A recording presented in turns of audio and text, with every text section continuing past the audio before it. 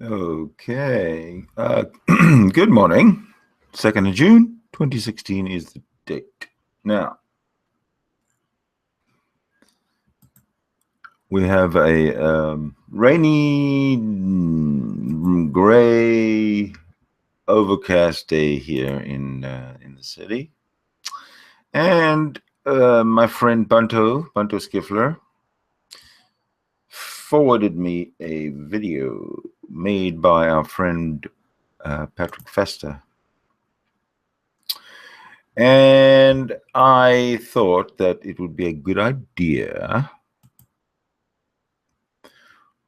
for me to respond or to play it through and maybe say as little as possible and then let you guys have your say. But for everybody in the extended Great Debate Hangout community, essentially to everybody who's in the Hangout community and has always been there from, who's been there from, day one, like 6 years ago. We all know each other. It kind of seems like we're some kind of a family. Like I don't know.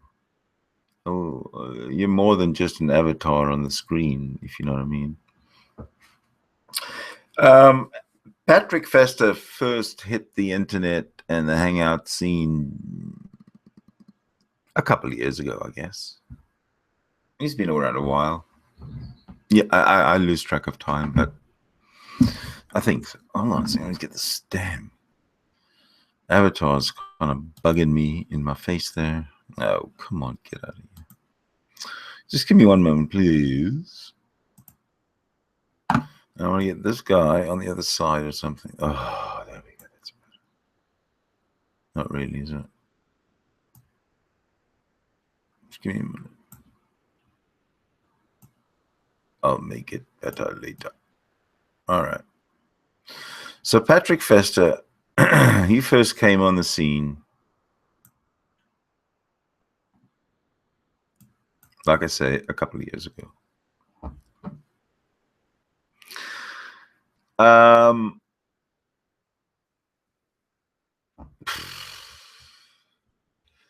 The first hangout that I was on with Patrick, he actually impressed me. And it was not so much that he impressed me with his knowledge of science, but Patrick impressed me with his attitude, which is very similar to mine. You come to me with a, what if God, I'm going to say, fuck you too. Fuck you, fuck off, get out of here. And Patrick does that. I like that.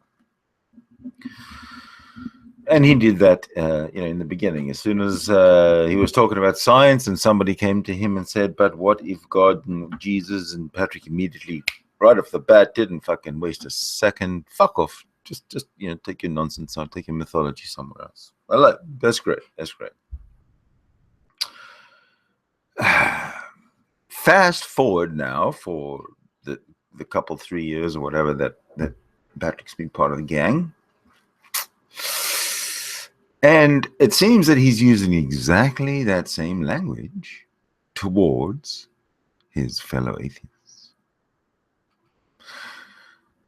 So let me just summarize here. When Patrick Festa joined the Hangout community a couple of years ago, 3 years ago, 2016 now, so make it 2013, 2014, I don't know. It was, in terms of all the nonsense, all the irrational, all the people, the delusional people who came into the Hangouts with their, believe this delusion or are you going to go to hell sort of thing. He's right away. Fuck you, fuck you, fuck you. Good on you, Patrick. We kind of feel the same way. But today, Patrick is all fuck you, fuck you, fuck you with his fellow atheist friends. Enough of me rambling on about Patrick. Why don't you let Patrick actually tell you the story for himself? So why don't you let me set up here for a second, because I am the only engineer on staff today at the Canadian studios of Sydney Winston. So I'm just going to make this as big as possible and set up the audio so that at least you hear him, and then off we go.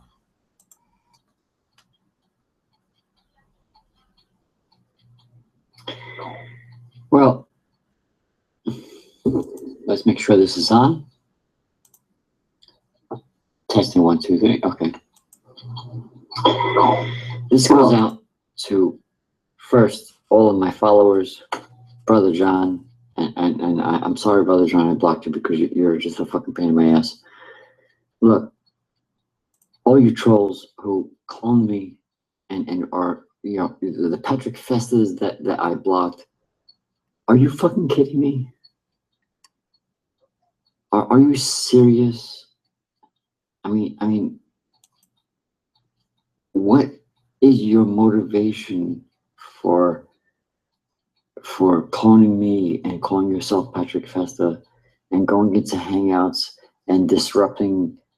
I don't get it. I don't get it. Is your life that? Let me take my glasses off. I'm sorry. Is your life that pathetic?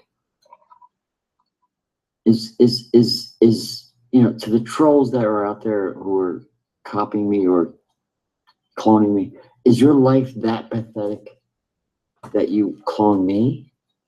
Look, I'm a nobody. I'm just me. I'm just this old fucking fart promoting science and all this. Is your life that fucking pathetic that you have to fucking clone me and slander me with my so-called friends on Google? You know, we don't really have any real friends on Google. And it's a shame that Brother John didn't see that. But you know what? Did you really want to do that? Did you really want to like slander me to the point where Brother John had to be one of my blocked people? Because I don't get it. I just don't get it. I really don't fucking get it. What is your motivation for being such a fucking cunt? Cunt. That's right. I said the C word, cunt. That's what you are. I just don't fucking get it. You're cloning me means that it's the ultimate form of flattery.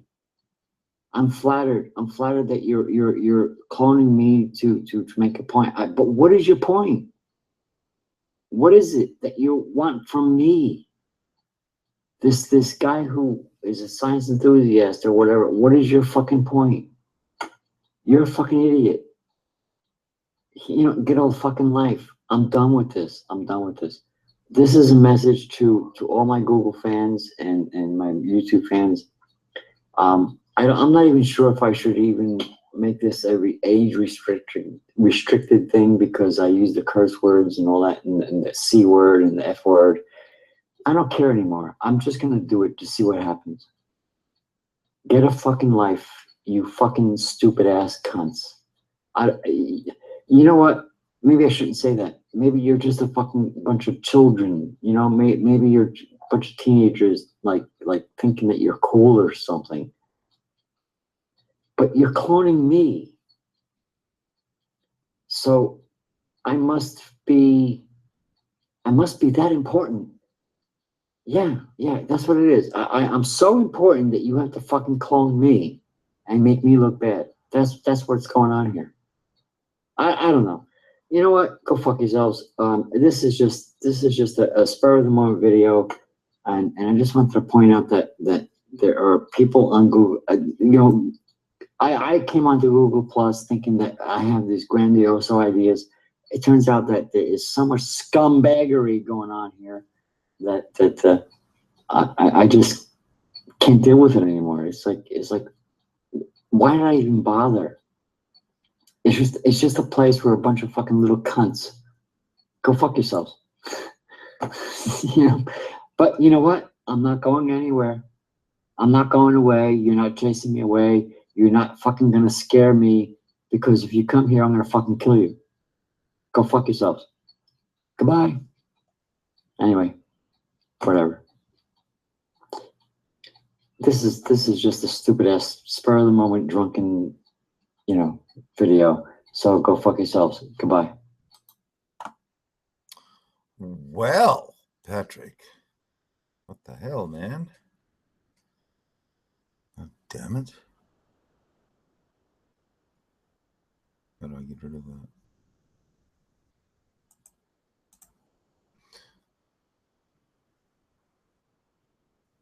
Well, I'm gonna go fuck myself for sure. I mean, he told me so many times, how often they say if you repeat something so many times, it becomes like, okay, yeah, it's true. But you know what? I watched that video for the first time. I've watched that video 3 times actually. I see no humor in it whatsoever. I see a lot of pain.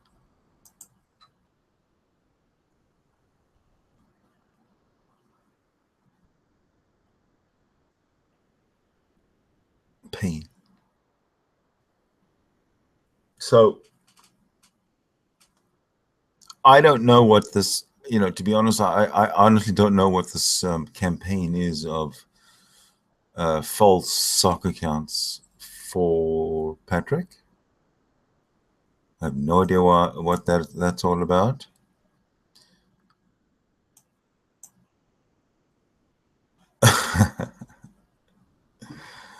Raven says it's the summer of butthurt. Well, all right. That's it, Patrick. That's the reason. There's nothing you can do about it. It's the summer of butthurt. You are just caught up in the web. Right, Ravens? Right. Oh, I'm sorry. If anybody wants to come join me, Ravens, you are invited. There's the link. You have the right of refusal, of course.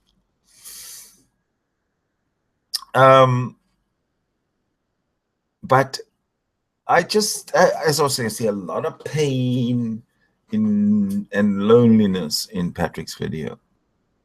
Even though he's saying, fuck you, fuck you, fuck you, fuck you, fuck you, get the fuck away from me, fuck you, fuck you. I think what he's really saying is, please be my friend and be nice to me. That's it. I hadn't planned on making this a long video, but for anybody who's in this hangout who has the link is welcome to join. And if you've got 2 cents, I'd like it. I'd like it from you. And actually, just give me a moment here. I'm going to put the link in the actual detail section down there. All you're going to have to do is refresh.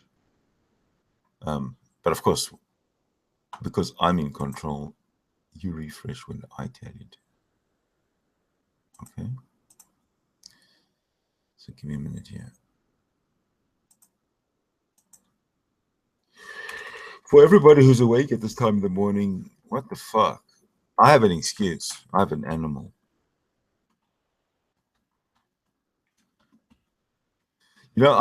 My animal has me so wrapped around her little paw that she gets me up with the roosters. Hello, Ravens. Give me one moment here. Fuck. She gets me up with the fucking roosters. And I get up and I get dressed and I take her out. We go for a long walk and she has a lovely sniff at every fucking blade of grass in the neighborhood. She has a great piss whenever she wants. She takes a dump as soon as she finds a spot that's, desirable. And then I pick it up and I, hold it until I can find a fucking trash bin, then I throw it away, we go for a walk, we come back, I feed the poor animal because she's hungry, and then it's like not even fucking 6:30 in the morning or something, sometimes not even 6 in the morning, And the little princess, what does she do? She just goes back to lie down, have a little sleep. Well, I can show you this little princess of mine. As long as she doesn't run away. She's very smart. Yeah, she always knows when I'm trying to catch her on camera. But I'm going to try it anyway. Hold on a minute. This is going to be fun. All right, ready? Can we see it? Is this? Ah, there she is. Look at my little doggy having a little sleep. Hello, my little baby. This is coffee, by the way. I'll just remove it from your view. This is the creature responsible for getting me up every single morning before it's humanely acceptable to actually have to get up.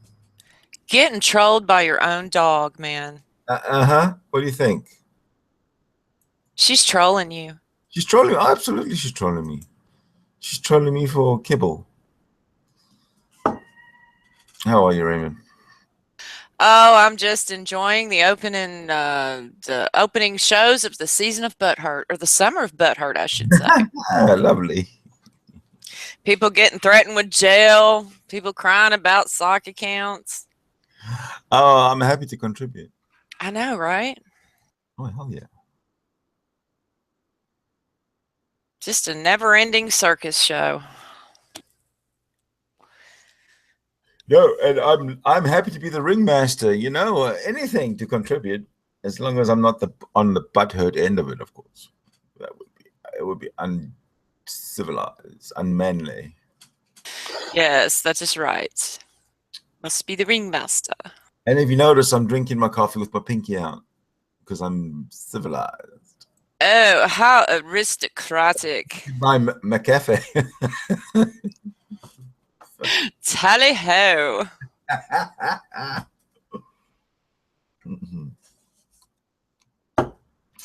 But I love these wake and bake mornings, if you know what I mean. Oh, I wish I had some bake. Oh, me too. I mean, I do, but I wish it for you. Damn it, now you're trolling me. Shit, can't win for losing. Well, I'm an apprentice troll, and I understand you're quite the professional, so I'm learning from you. You don't get too close to me. I'm going to jail now. Watch out. I'm going to butthurt jail. What federal or municipal? Well, it's Lowell's court, so I'm not sure. Oh, Lowell's court. Oh, well, that's not jail. That's where you watch the parade of stupid. Oh man, I'm talking about I'm going to jail for life. Oh, well, I wish you a long life. Yes, yes. I'll have plenty of friends. I'm bringing cigarettes and e-cigs, and we'll have lots of currency, and yeah, it's gonna be awesome. I've only been waiting, let's see, 7 years. So what is the charge? Apparently, let's see, I've done all kinds of things. I've broken up families. I'm this huge, despicable troll. Yeah. Oh, so Google is sending you to jail, right? The toothless vampire. Well, you know what? The one thing about the toothless vampire, he's not merciful. And now he's ruthless. Except he just doesn't say he's merciful, and he is. Yes, he has that reputation of ruthlessness. Yeah. The more he rages, the more I lulls. Yeah, baby. Let's lulls it up. Because we ain't here too much longer.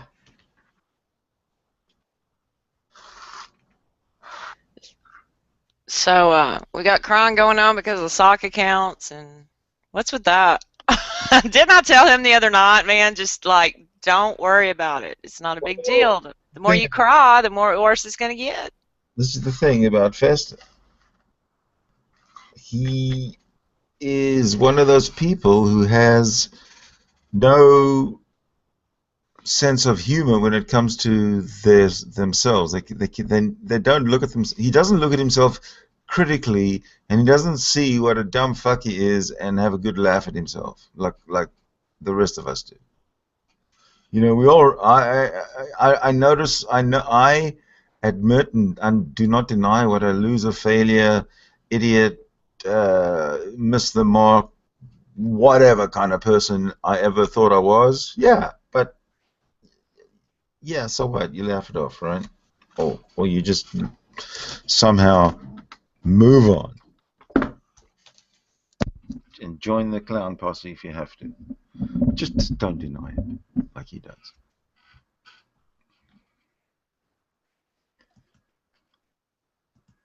And now, another picture of the dog. Oh, coffee's in the way. Sorry. Good morning, George. You can just call me Duncan. I can call you Duncan. Yeah, I'm not George Taylor today. I'm Duncan. Duncan Dawkins. All right. Hey, Duncan. Duncan Dawkins. Alrighty. Let me get back to me. Oh, there we go. What's Duncan Dawkins bringing to the table, to the Patrick Festa conversation? Oh, I don't know. I just saw your hangout. I thought I'd join in. I saw your title of your hangout is Alcoholism is a Disease. Yes. Oh, okay, good. What anatomical malfunction causes somebody to choose to drink alcohol? I have no idea. Mm-hmm. Then on what basis do you call it a disease? On the basis that it's medically classified as a disease. Mm-hmm. So if I call a kangaroo a rabbit, does that make it a rabbit?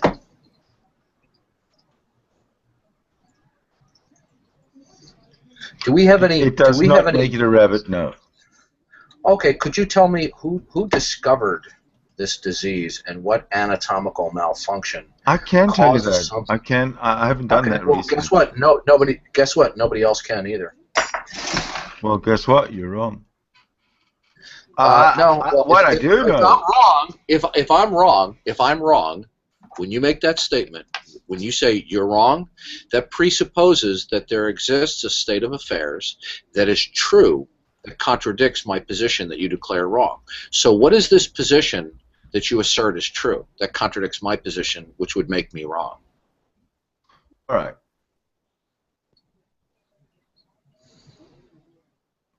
My position is that... No, I didn't ask you your position. I asked you what is the state of affairs that exists that you can demonstrate to be the case that it is true that would stand in an absolute contradiction to my position that you have declared wrong. Because, well, the craving for alcohol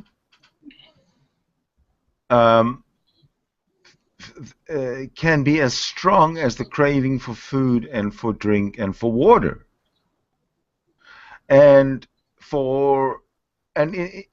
because of that, it can have an impact on your functionality, on your day-to-day functionality. I don't need alcohol. You can chase your addiction. You can chase your addiction at the expense of your daily functionality. So what it does is it takes over your life.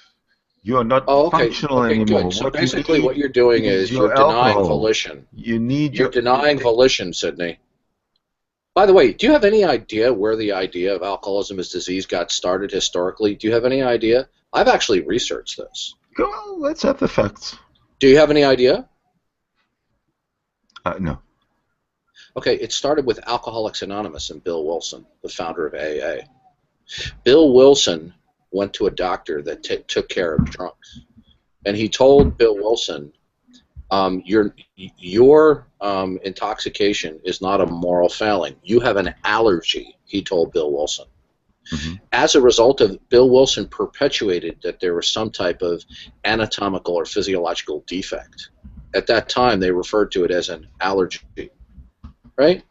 Now, as AA spread throughout the United States historically in the 1930s, and then it mushroomed throughout the world, it popularized the idea that people who were quote-unquote alcoholics were not morally culpable for their persistent drunkenness, but that there was a physiological defect. But there was no scientific support of this, and there is yet to this day no support of this. Now, I do agree with you that somebody can have a physiological adaptation, whereas when they don't drink alcohol, when they consume a lot of it, they go through withdrawal symptoms, and they want to drink more in order to control that. But that's not a disease, okay? Actually, when you say something is a disease, then you're completely dissolving somebody's moral culpability in making the choice to drink. Look, when you have your very first drink in your life, you're not a diseased alcoholic, right? It takes years and years and years of constant drinking to achieve the rank of a diseased alcoholic. Okay, what you just said is purely circular reasoning. You are assuming the very thing that you're attempting to support, namely that is a disease. So do you understand that you've committed the fallacy of circular reasoning? I actually haven't.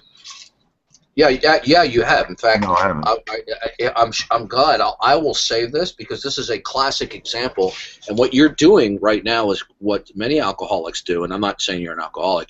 It's called denial. The fact of the matter is you have just committed the fallacy of circular reasoning. No, what you just said a minute, 60 seconds ago, you assumed that it was a disease in your opening statement. Okay, you assumed the thing to be true. You said actually, it takes no, many I didn't years. assume it to be true. I did not assume okay, it to good. be true. Okay, good. Since you're in denial that you committed circular reasoning, let's go back to square one. Please demonstrate to me that compulsive drinking is at its root a physiological malfunction in the body, as opposed to a moral habituation. Okay, notice very carefully the word that I used: moral habituation. What's moral got to do with anything? Moral habituation is where one chooses certain good or bad behaviors, where it becomes a habit, because we're all creatures of habit. Okay, the fact that it has been popularly accepted that alcoholism is a disease does not make it so. Well, what do you mean it doesn't make it so? That is a silly statement. Come on, George. No, what it is called is called an appeal to ad populum into it's called evidence. No, it's not. Do you know what a paradigm is? Do you know what a paradigm is in science? No, you want to see? There you go. Can you see that? Most scientific. Listen. I've read all that material. I've studied it. Yeah, I've read all this material before. Okay, Sydney, are you listening to me? No. Can you read that? I've read all these materials before. I'm very well acquainted. I don't believe you. Okay, good. I'm very well. Let's take, for example, the American Medical Association. It was a few decades ago they changed their position where they stated that it was now a disease. The fact that it's classified as a disease does not make it a disease. Okay? Is somebody who chronically chooses to think in a certain way where it becomes a habit in their thinking, is that a disease? Say it again. I said if we are creatures of habit when it comes to the way we think and reason, and the more we choose to think in a certain way, it becomes habituating mentally. Now, does that mean it's a disease? We're talking about alcohol, my friend. We're not talking about thoughts. Yeah, good. You have yet, other than pointing to the popular conception in the medical industry that it is a disease, you haven't demonstrated one scientific piece of evidence that it is in fact purely and only a physiological malfunction of the body, as opposed to a person making moral choices and making those moral choices a habit or a way of life. Tell me something. Are you serious? Did you just say, I just took something like alcoholism and made some kind of a off-the-cuff judgment about it without knowing anything else about it? When I actually, if you read, look above here, look above there, you'll read that alcoholism is a disease. It is not. I didn't make it up. It's quite commonly held that. No, I didn't say you made it up. I didn't. Oh yeah, it's very popular. It's very popular. And it's not. And it's not just some doctors getting together and you know who's got the short straw. And it has nothing to do with morality. Exactly. Okay, good. Well, you see what you've bought into. You see, there are no conclusions. There's nothing to do with morality. Let's face it. Okay, Sydney. Don't threaten me. It's my hangout. I'm not threatening you. I'm just saying your name to get your attention. Thank you. As you're well aware. Okay, Sydney. I'm sure you're well aware that all conclusions in science are provisional. Do you agree with that? No, I don't. Okay, good. Then you don't know, and I'm not trying to be insultive to you, but you know, I'm just going to be a straight shooter here. You don't understand the nature of philosophy of science. There nothing in science is deemed to be true. Philosophy and science are two separate schools. Yes. No, you're quite mistaken, because you see, science, empiricism, is a division of what is called natural philosophy. You cannot do any science. No, it's not. Sydney, no, it's not. You're lying. Okay, Sydney, I'm going to ask you a question. Are there a number are there multiple? Are you just going to keep interrupting me when I'm responding to you? Probably. Okay, good. Well, that just shows the fact that your position is weak.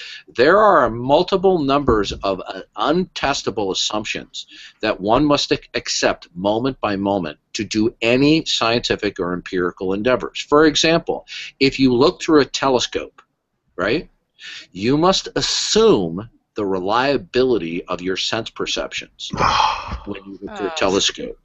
Okay? When you look through a telescope, you must also don't assume... I first have to assume that it's a telescope? Yeah, you do. Okay, then you have to assume... How do I make that assumption? How do I make that assumption so that I'm not wrong? Okay, Sydney, I don't want to be rude, so I got to be careful what I say here, right? Thank you. This is a family show here. Okay, yeah. Sydney, anybody who's studied the philosophy of science will agree with the following statements, that there are a number of underlying assumptions that one must use prior to engaging in any scientific endeavor. One of those assumptions is the reliability of your sense perceptions. Another one would be the reliability of your basic cognitive reasoning processes. Another one would be that the future will be like the past in some ways. Okay? That there are some underlying repeating regularities, or what we call laws of physics and chemistry, that can be discovered through an inductive observation process. Okay? So another assumption of science would be that the physical world around us can be rationally apprehended. Another assumption is that the physical world around us actually exists, okay, and that we can detect some of its properties and attributes. These are all philosophical assumptions. This is nonsense. We have to assume that the physical world around us really exists. We have to assume it. This is nonsense. I'm sorry. Sure it is, because then if we don't, every scientist who goes into a laboratory or out in the real world to study is assuming that what they are making observations of actually exists. That's the dumbest statement I've ever heard. They're assuming when they walk out of the house in the morning that the car is going to be standing in the driveway or in the garage. They're assuming that when they get onto the road, there's going to be no huge wreck that's going to keep them for 45 minutes, and therefore they don't have to leave 45 minutes earlier. They make a lot of assumptions that just don't need to be made. Not only that, no. but they're making their therapist rich. Well, then that's a good excuse for it to happen. No problem. All right, I'm with you. Well, here's the bottom line, Sydney. What I am telling you is not something that is controversial, nor something that anybody who's familiar with the history and philosophy of science. These are necessary assumptions that must occur prior to any scientific process. Otherwise, that scientific endeavor, such as observation, repeatability, and testability, do not have meaning. All right? So when you tell me you're talking absolute nonsense. I'm sorry. Oh, okay. Well, that's not a rebuttal, Sydney. Saying that it's nonsense is not a rebuttal. Okay? You can think it's nonsense, but you're not giving me a rebuttal. The fact of the matter is, let's just take the concept of the uniformity or regularity of nature, right? If a scientist going into a laboratory did not first believe that there were regularities or uniformities within nature that are repeating patterns that can be discovered through an inductive process, they wouldn't be in the laboratory trying to make observations. So they have to assume that these uniformities exist and are awaiting to be discovered. Let's take, for example, the periodic table of elements, all right? Now, that periodic table is a symbolic representation of how we think atoms and molecules exist and behave. Wrong. Right? Wrong. It's how we have tested and come to the conclusion. There's no thought. The thinking is the very first thing that happens. Oh, what if? And then you test, and then you come to the conclusion after repeated tests what it really is. Okay, Sydney, have all atoms been tested? I the fuck don't know. What kind of a question? No, the answer is this. We do certain chemical experiments, and then we infer, because we see a consistency of results, that consistency continues in a wider sphere than what we just immediately observe. Okay? This is a necessary philosophical assumption within science. So when you say that philosophy and science have nothing to do with each other, you simply do not know what you're talking about the nature of science. Oh, not a clue. No, you're demonstrating you don't have a clue. Now, I'm not trying to insult you, but You're since not, you want to because object, you're wrong. okay, well, telling me I'm wrong presupposes that you hold to a position that is true, that contradicts my position. So what is it that you hold to that is true that contradicts what I'm wrong?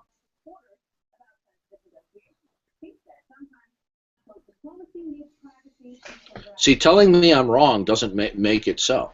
So obviously, what is it that's true that contradicts my position, Sydney? Well, we are talking about alcoholism as a disease. No, we were just talking about we got off on a side discussion about the nature of science, and you said philosophy and science have nothing to do with each other. I said they're different schools. No, you didn't merely say they're different schools. You said they had nothing to do with each other. They're completely different. The fact of the matter is, they are completely different. Hello. Well, actually, Go to a library and see if there's a philosophy shelf and a science shelf. Science. They are different in the library. I perfectly understand that, but any scientific textbook, any scientific textbooks that you read, can only proceed by having certain philosophical beliefs and assumptions. Okay. And what? Utterly. Science. Let me grab a science book. I don't know.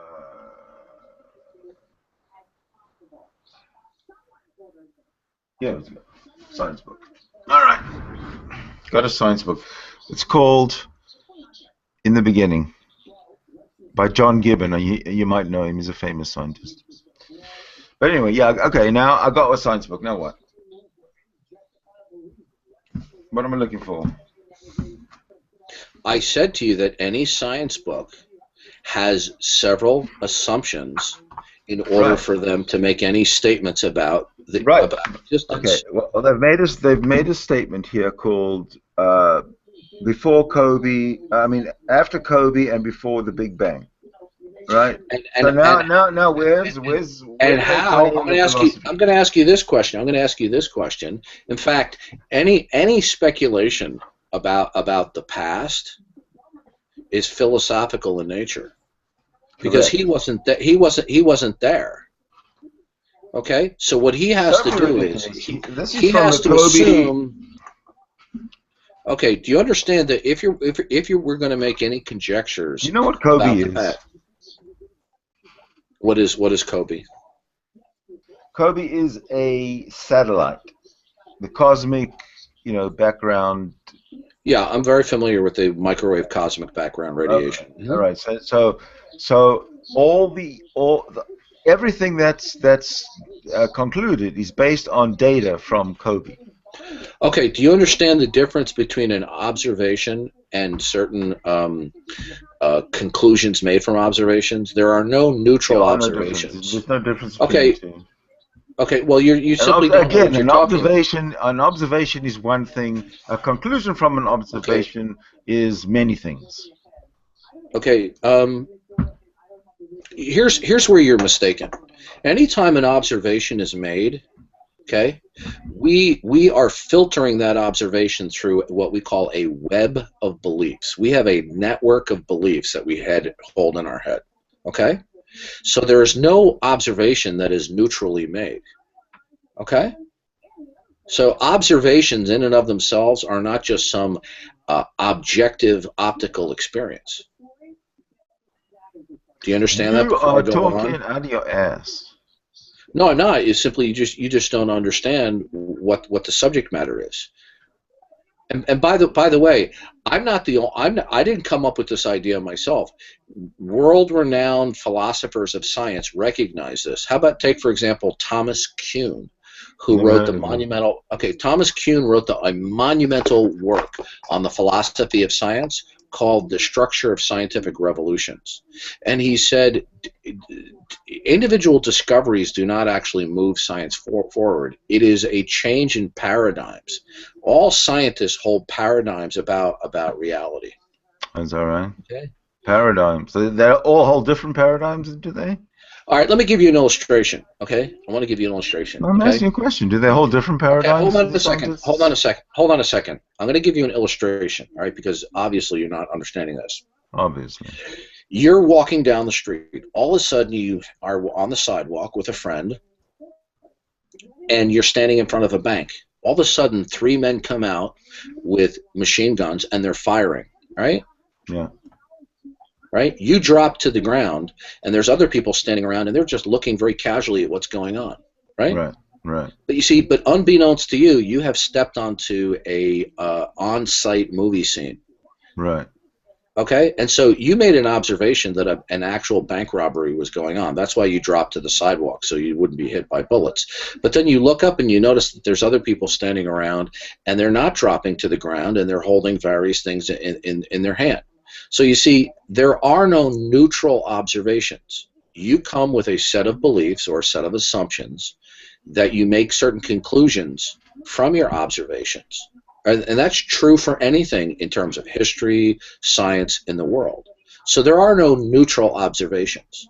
So when you're talking about the Big Bang, that guy who the book you showed me, he didn't observe the past. He's making an observation in the present, and he's making an inference based upon a web of beliefs. He did observe the past. Okay, well, it depends on what you mean by the past. He's referring to the data from Kobe. Right. The data from Kobe comes from past. Very good. I didn't hear what you said because it went out. It came from what? It came from the past, from it's the microcosmic. It's from the very beginning of this universe, just about.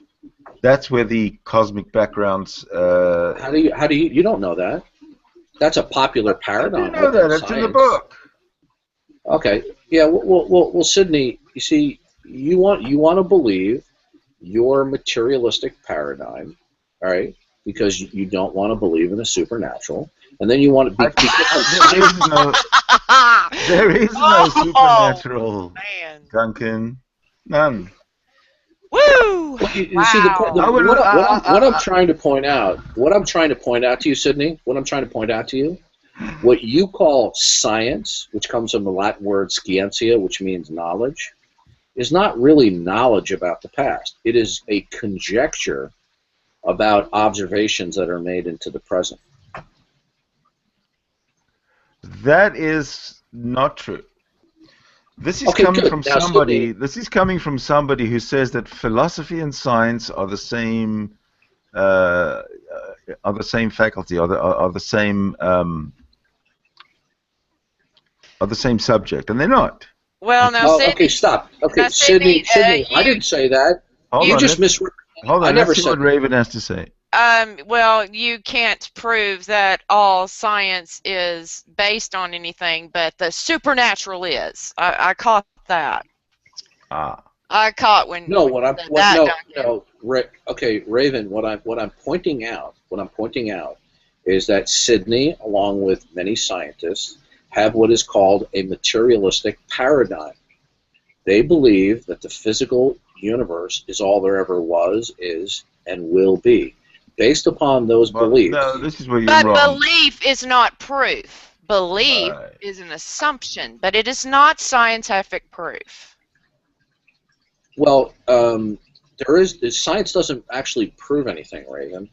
All conclusions in science are temporary and are provisional and are subject to change based upon any future observation, which may falsify them. Religion doesn't prove anything either. So what's your point? That's why when you talk to somebody who actually knows about science, they will never talk about something being proven.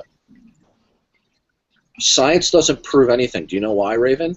Is because it may be discovered that in the process that they came to certain conclusions, that there may have been faulty data. There may have been faulty processes. There may have been faulty doesn't prove anything either, Duncan. Okay, well, the fact of the matter is, in your worldview, Sydney, do you believe that anything can be proven? Yes, of course. Okay, good. Well, that's a significant philosophical problem for your worldview. Now, prove something. That means that you ascertain that something is the case where you cannot be wrong, right? Or do you want to use the word proven to mean something like, this is a belief that I hold too strongly? Which of those two views would define your use of the word proof? Let's remain in the only place we know, and that's in reality. But when you do research on anything, you don't factor in belief. No, that's fallacious, Raven. That's true. That's true. No. Okay, Raven.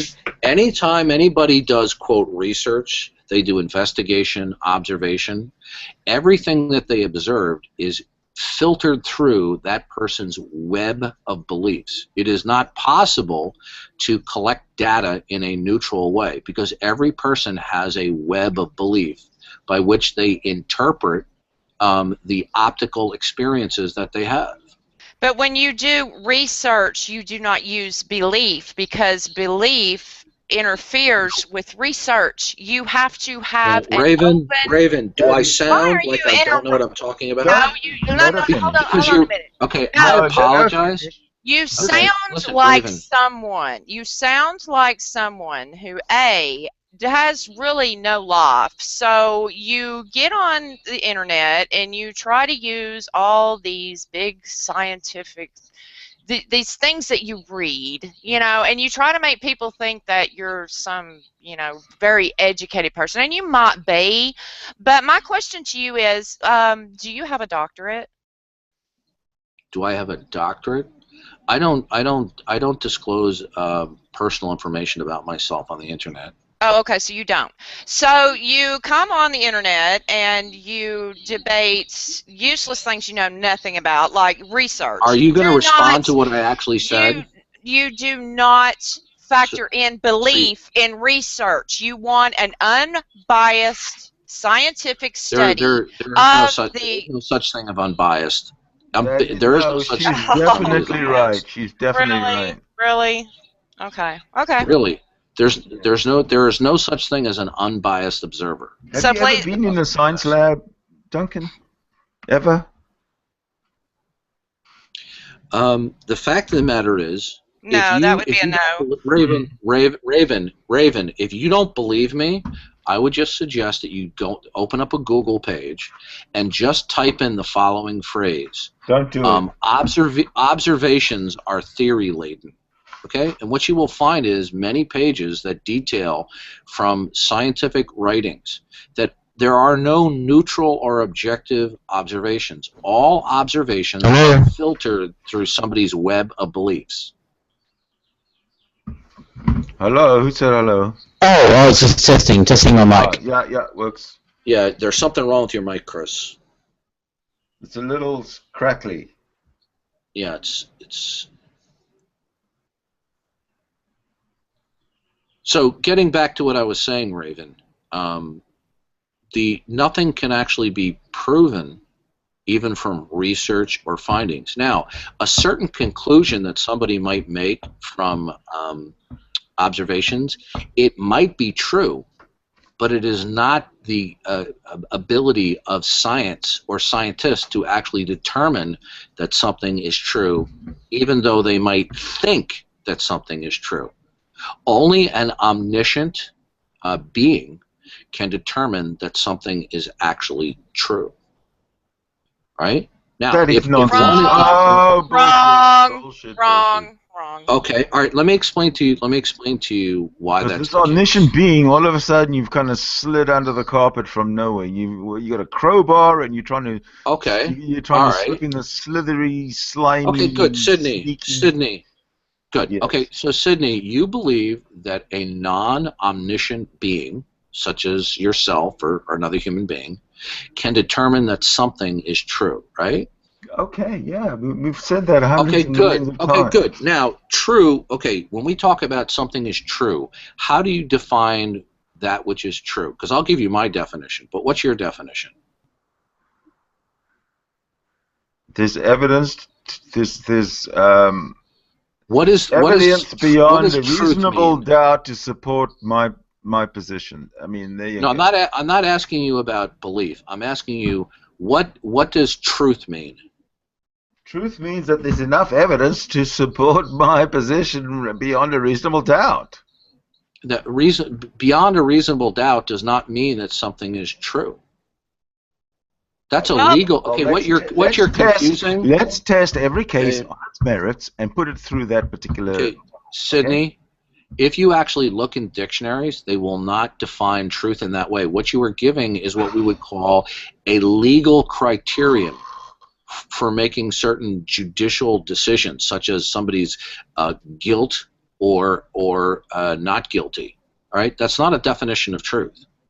Most people would agree that the definition of truth is that which comports with reality. Would you agree with that? Evidence beyond a reasonable doubt. That's not the definition of truth, Raven. What I said, and that's what it is.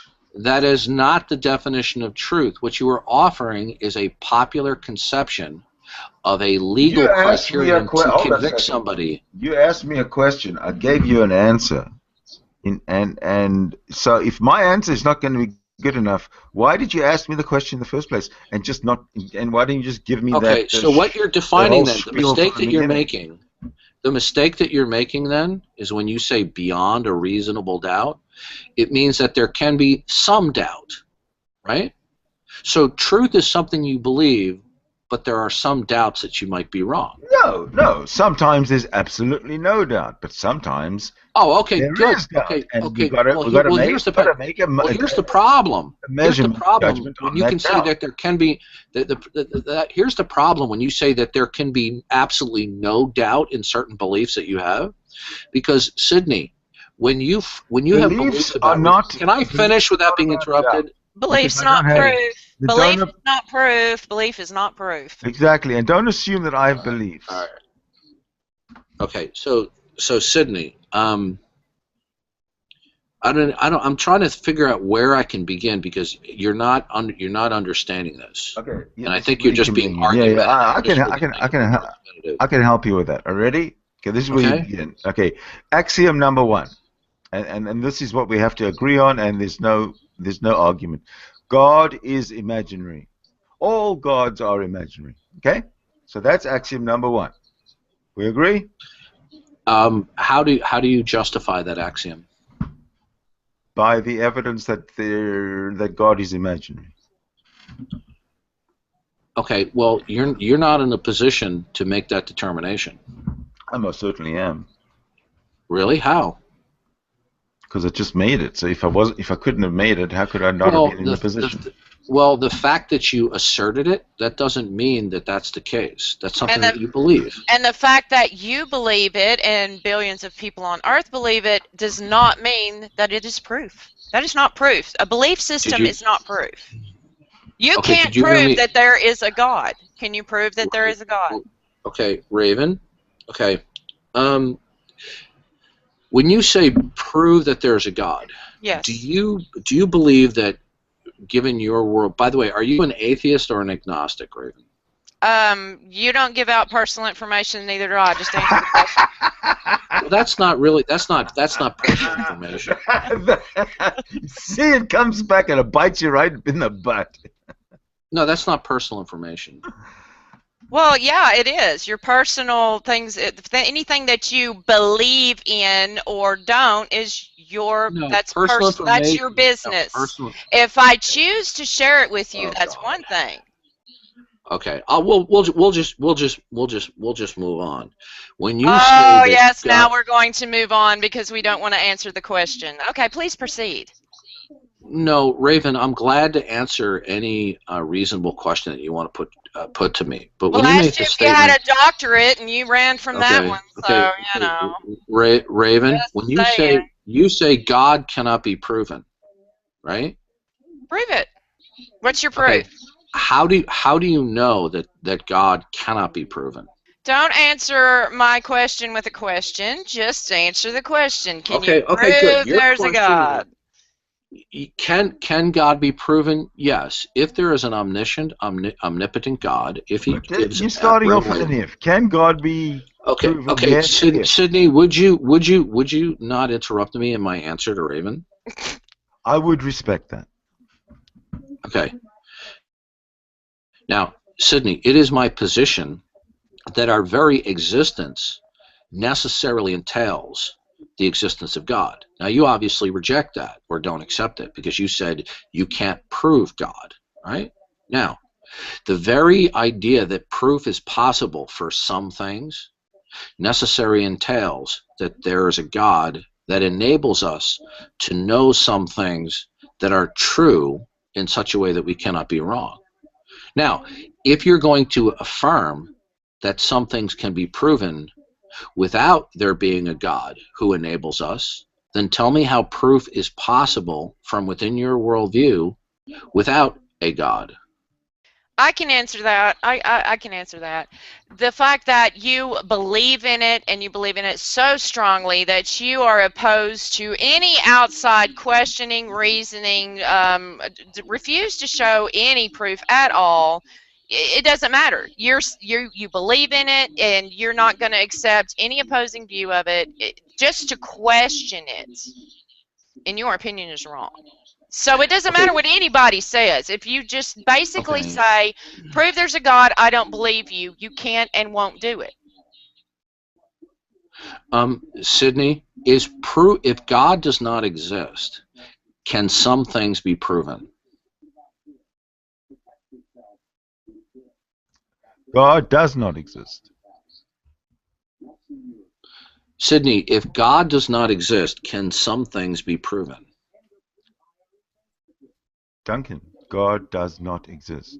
Yeah, well, I'll address that in a minute. So the fact that God doesn't exist means we're stuck in the status quo right now of reality. So you tell me if some things can be proven. Okay, if so in this Sydney, current universe today, things something can wrong with or Sydney's cannot be microphone? proven. Oh, I'm sorry. Sydney, if God does not exist, can something be proven in such a way that we cannot be wrong? God does not exist. I told you. Okay, well, I was waiting for Raven. There's no if about it. Raven doesn't want to respond, or she's distracted. So, okay, good. No, So I've responded, and you can't answer my question, and you answer questions with questions, and it all centers around belief. You can't prove it. My position, you see, my position, I'm not setting out to prove God. I'm saying our very existence necessarily entails that a God exists. Okay, could you give me an example? Could you give me an example of that? Yeah, nothing would exist if God didn't exist. How's that an example? Why? Because he has said so.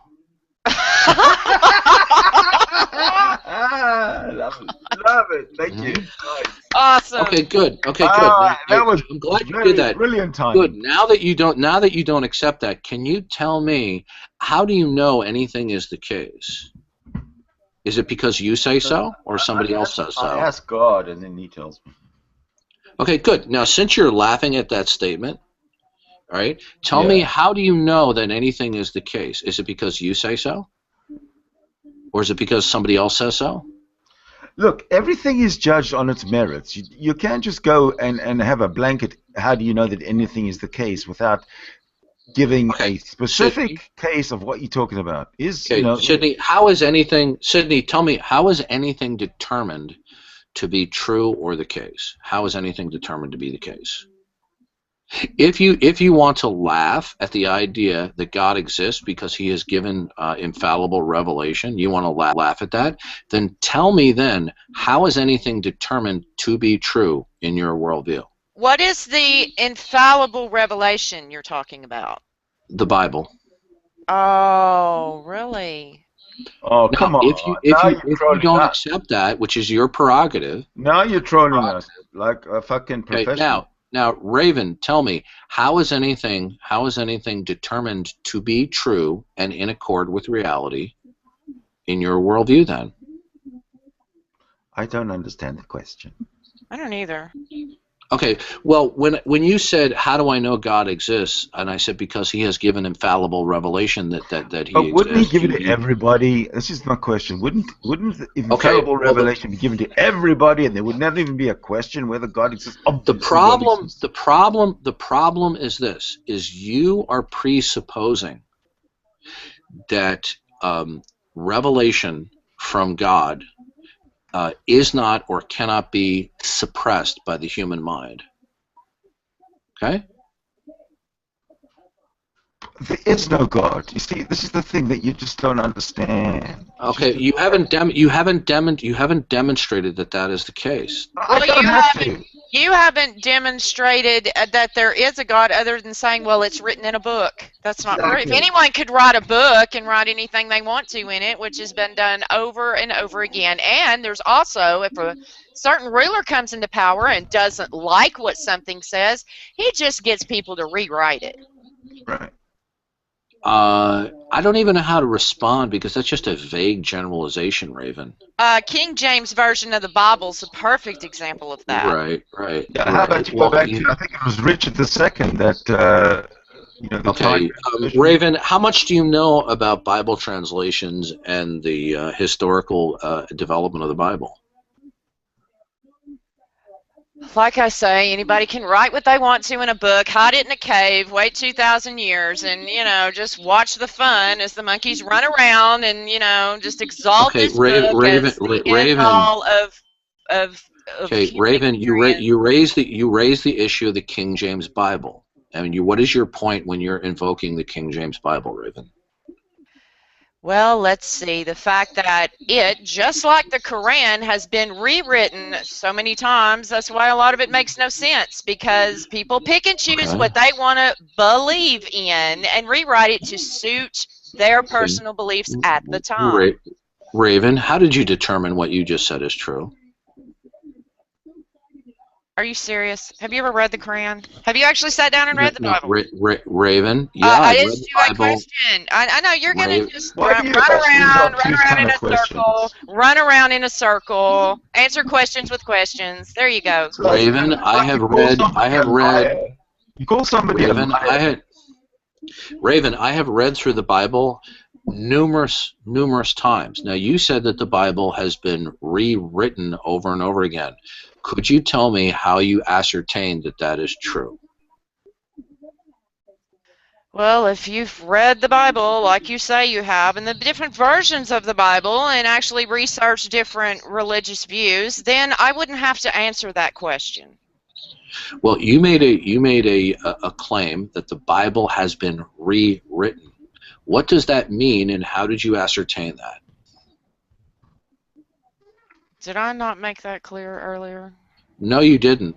So you said the Bible has been rewritten many, many, many times. Can you tell me how did you determine that that was the case?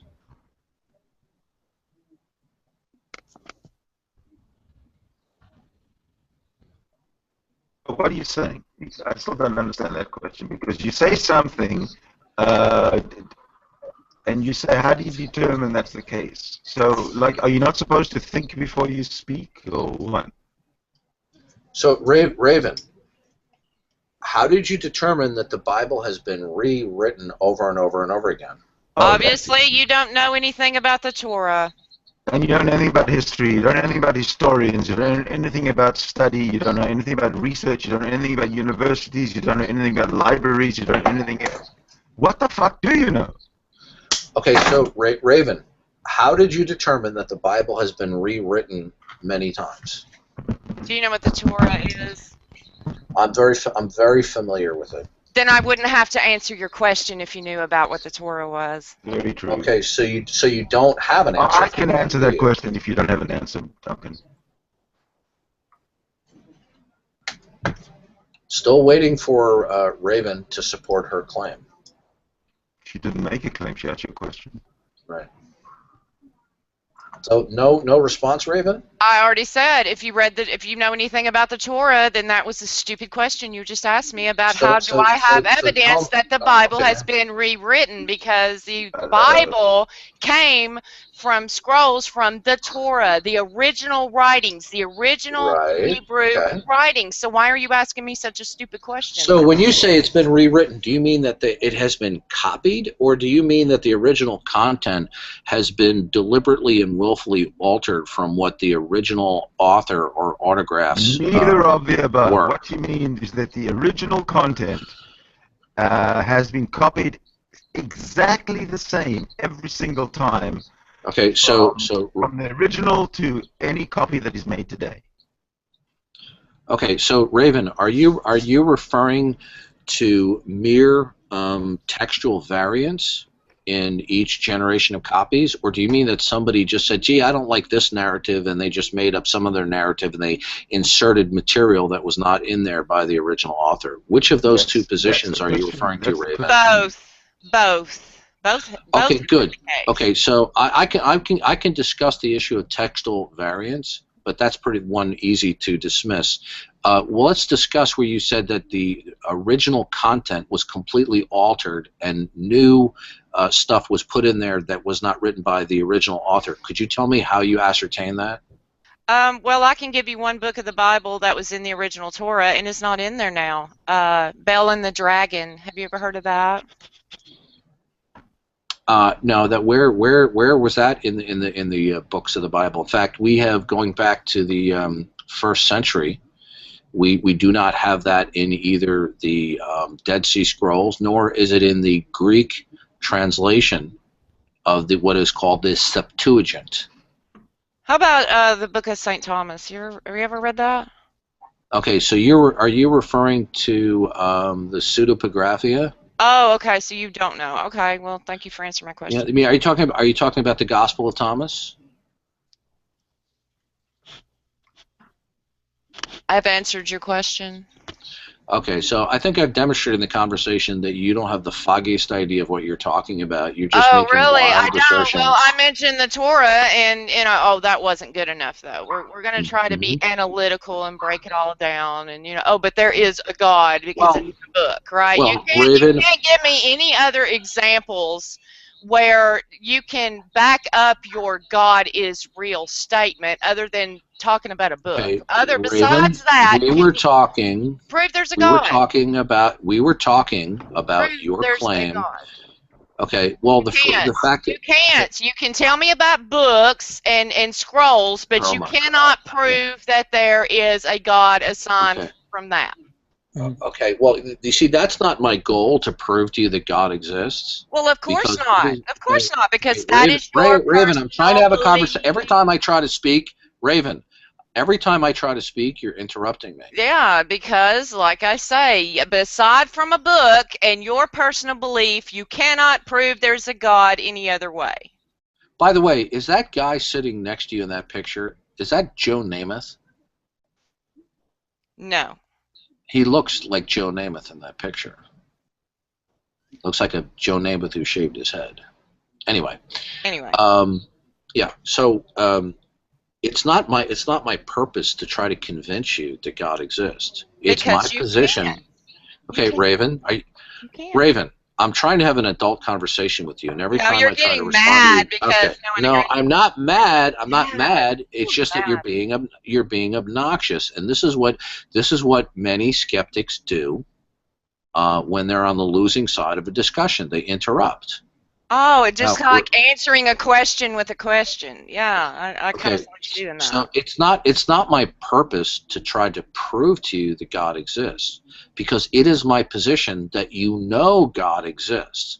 But the reason why you demand that God is needs to be proven is because you are suppressing that which you already know. Oh, is that what it is? That's right, because it's this. Most people have a conception that God exists, and that were he to exist, we would therefore be accountable to him. Because some people do not want to be accountable to God, they therefore suppress what God has made known to them that he exists. That is my position. I'm not trying to convince you of that position. Okay? Now, when you say you can't prove that God exists, you are presupposing that you can prove some things, right? Now, when we say prove, do you mean believe something with a strong confidence, or do you mean demonstrate that something actually is true? Which of those do you mean when you say prove? Belief is not proof. Okay, Raven, I'll ask the question again. When you say you can't prove God, do you mean, when you say prove something, do you mean determine that something is true in accordance with reality, or do you mean convince somebody to believe something with a strong belief? Which of those do you mean? Those are not mutually exclusive, right? No, I didn't say they were mutually exclusive. I'm asking primarily what she means by that, Dex. Okay. Okay, let me break it down in a way you can understand. See it with my own eyes. Hear it with my own ears. Have it just appear, whatever. Not just to have a belief and that's the end-all proof that there's a God. No, that's not proof. Just because I believe in something does not make it true. Just because someone writes it down in a book, that is not proof. Raven, I asked you a question. I answered your question, but not in the way that you approve of. So we're going to keep going in this circle, and you can't prove it. Raven, You can't. You have no proof of anything other than your belief.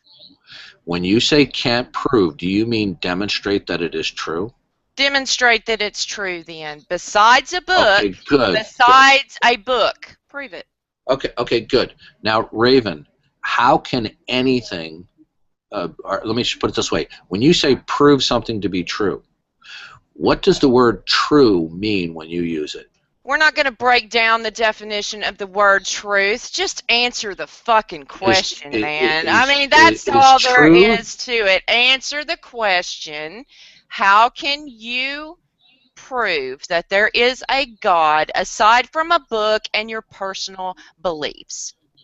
The proof that God exists is without him you can prove nothing. Now, if you don't accept that, and you want to laugh at it like you're a teenager, Wow. demonstrate what you mean by proof and how something can be I demonstrated have a to be point of true. logic here. What the fuck does that mean? You know what's sad, Dex? You You know, and I that's have about butted. as Okay, hold on a second. Dex. You and I have had many good conversations. We've had some bad conversations. But I have to admit, even though you and I get frustrated with each other, at least I don't consider that I'm dealing with an adult that has the mind of a teenager. Oh, now you're gonna go with the personal attacks. Listen, Have you next you're ever gonna heard anything Well, more this is what I get. You know, this is what I mean. Really? It's embarrassing for at least some of the atheists who have an adult mindset when I get these adolescent types of replies. Oh, and this is coming from a guy who believes in an omnipresent being in outer space that talks to you through burning bushes and, you know, yeah, that. Well, Thanks for that. number one, That's I funny. do That's not funny. I believe. love Okay, well, that. first of all, I don't believe that God is omnipresent in outer space. Okay, that would be, you don't even understand what omnipresence means. Oh, I don't. Omnipresence Now means you're going. Oh, yeah. Okay. Go ahead. Go ahead. I love it. Omnipresence does not mean that God is in and everywhere. It means that everywhere is present before God. Okay? Oh, so that's Now, different. Really? Now, Okay, I'm that going to makes ask you this sense. question. Now you raise the issue of the burning bush. Why is that problematic if a God exists for him to manifest himself and communicate in a particular way? Why is that a problem? Well, I mean, didn't it's a say problem. it was a problem. Well, you did. You said, you ridiculed I me didn't for say it saying was that a I'm a problem. guy. You said I'm a guy who believes in a God who talks to people through a burning bush. Why is that a problem? It's not a problem. It's instead of coming down and having dinner, you're going to talk through a bush because that's so much more believable. You're going to talk to a guy from a burning bush, and then you're going to say, "Why is that a problem?" Well, Raven, in your worldview, I can understand it would be a problem if you were an atheist. But if you're not an atheist, then you would be open to the possibility that there is a God and that he might communicate. I've heard everything. So why, if you're an atheist, I see that why that would be a problem. But if you're an agnostic, why would that be a problem? Well, it's not a problem. It's not a problem. It's that when you start factoring in having an adult conversation, I would think that if God was an adult, he would come down and talk to you like anyone else instead of using bushes and magical sticks and, you know, that to me is childish. Why not just come down and have a one-on-one conversation with something that you created and not have to use magical things and burning bushes? Okay, good. Well, let me ask you this question. If Just a God existed, okay, Raven, if a God existed, would he necessarily communicate the way that you would want? What does that have to do with it? Okay, I'm asking you a question. Okay, Raven, I'm asking you a question based upon what you just said. Now, if a God existed, why would he necessarily communicate the way in which you just stipulated? Well, this is just my theory, but when you factor in having an adult, can I finish? When you're factoring in having an adult conversation with your creation, I would think that God would have enough sense to know, you know, I can talk to this being that I created as maybe a parental kind of figure, that I wouldn't have to use a burning bush. I can just come down and speak to you one-on-one. Is that something that you would? Is that something that you would wish would be true, or would that be, if God existed, would he necessarily give personal and direct revelation to each individual?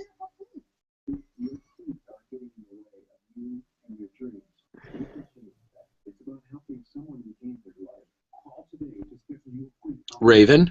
if a God existed, would he necessarily communicate in the manner that you have suggested? Or is that just simply that you, a way or a manner in which you would like a God to communicate? It's like having an argument with a child in a kindergarten class. I know you are, but what am I? I know you are, but what am I? You know, hold on. you're getting nowhere. I got a question for I'll you. be right back. I have to step out for a second. I'll be back. All right, in I about got a 60 question seconds. for you, Duncan, and I'd like you to mull on this while you're away, okay? And I'm going to ask you. It's a very short question, and I want you to give me the answer the true answer, please. And this is the question, Duncan. Why were you born a male and not a female? I'm waiting for the answer. It's an interesting question. Yes. Give me God's answer for that. Yeah, regarding that, I guess, Ravens, you could say that Jesus came down as in human form, right, and gave the message one-on-one. So that would be one example. But God and Jesus are different. God and Jesus are two different entities. Not according to Christian tradition. Well, the Jewish people don't even believe that Jesus was the Son of God. So from their point of view, Jesus was he was a nice enough guy, but he was not the Son of God. So it depends on who you ask. Absolutely. And Yahweh, I mean, he communicated directly with people in the Old Testament. Though I believe he said that, like, for example, he showed Moses his backside because apparently that he could not be looked at directly without turning somebody blind. But I mean, that whole criteria of having God sit before you. I mean, the Hellenic gods, for example, they were personable beings that walked among mortals, right? And now we just consider them sort of fables. So I don't even think that would be a good enough criteria, anyways. Well, and it's just like if all the Christians got wiped off the face of the earth 1,000 years from now, their belief system would become what happened to the Greeks and the Babylonians and every other civilization that's not around anymore. It becomes mythology. Yeah, it would. It would. Though I would argue that. Actually, you never know. You never know. It might get to that level. Because 1,000 years ago, the Romans believed that every one of their gods were real. Yeah. Well, one example of something that's already happening is, for example, our current ideas about the supernatural, about ghosts and spirits, and poltergeist, all these scary movies. So that's just the fictionalization of stuff that people believed like 200 years ago, and that was also part of the Christian belief set, right? They adopted that. They believed in spirits. They believed that you can rise from the dead again and walk around and go visit your family, etc. That wasn't so long ago, this belief system. Duncan left. Well, he obviously didn't have an answer for my question. Yeah. I mean, any other deist is welcome, or theist is welcome to answer that same question. Come in here and answer the same question. And I'll put the question out there. Why were you born a male and not a female?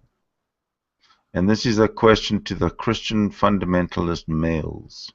I do have a question for the Christian fundamentalist females, and it is this. Why were you born a female and not a male? I mean, they're just going to tell you it's either, God's providence we don't know. Or chance, right? I mean, those are... You don't know what they're going to say. I've never asked anyone the question before, so I don't want to predict what they're going to say. I want to hear what they're going to say.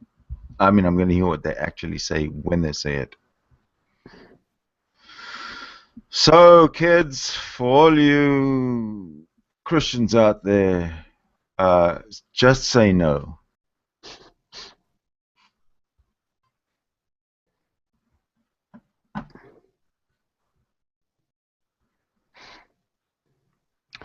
Just say no to Christianity. Simple. I say yes to free will. Are you freely saying that? Free will, because I would never believe in, well, belief doesn't even factor in, but I'm just saying, a God that takes away your free will, what's the point? You know, it's like you're created and this is the way it is, and you know, you have no free thought, because that of course becomes sin. You're not supposed to question, you're just supposed to go along with it. No thank you, because there's no free will in it. All the rules are set up for you to fail anyway. You're doomed to fail before you even get started. Mm-hmm.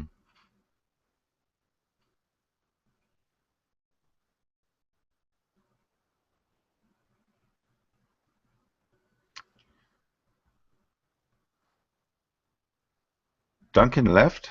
He did, didn't he? Yep. Well, I hope he's got a decent enough excuse. Well, you know what? Maybe he's kind of masochistic in a way, in that he needs to be you know, spanked, verbally spanked every day, and maybe we just reached the upper level of his tolerance to the spanking that he needs on a daily basis, and he left. He'd had enough. He'll be back tomorrow. That's my theory. Well, you can't use belief in research anyway, because you need an unbiased, that you have an automatic bias when you put belief in there. That's not doing true research. Well, how do you know that God exists? Because it's in the Bible. Yep. God said it, I believe it, and that settles it. But how can you believe the Bible? Because God wrote it. Which one? There is only one God. If the Christian God exists, then I can prove to you that everything is true and all the other gods are false. End of story. Because millions and billions of people believe it, and that makes it so.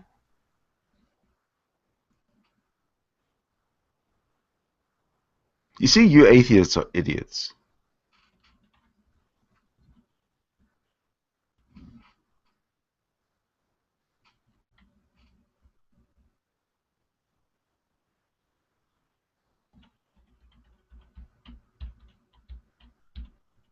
That is very true. I mean, you think you're religious and Jesus and Jesus and not sinning and gracious thoughts and pure actions and blah blah blah blah blah, and you get to heaven, and there's a guy sitting there with like a turban doing the registration, and you're standing in a line. And there's a lot of turbans in front of you, and non-turbans, I guess, but mainly turbans. And you see that the turbans are going through straight away, and those that aren't wearing a turban, that have, you know, just they're not turbanized. They're sliding. They're just disappearing. This hole opens up, and bang, they're gone, gone, and you don't have a turban on, and you've been a Christian all your life. Dilemma. Now, if you're in a situation like that, what would, or would there be a reason to bring up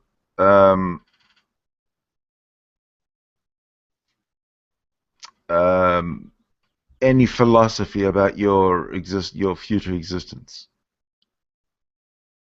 That point, the point that you realize that, oops, you believed in the wrong God, let's say, all your life. Oops. How does your existentialism, your existentialist outlook, if figurative existential outlook change?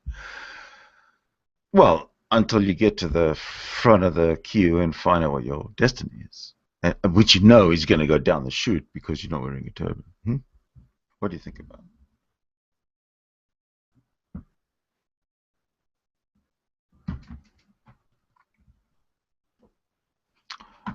I wouldn't know either.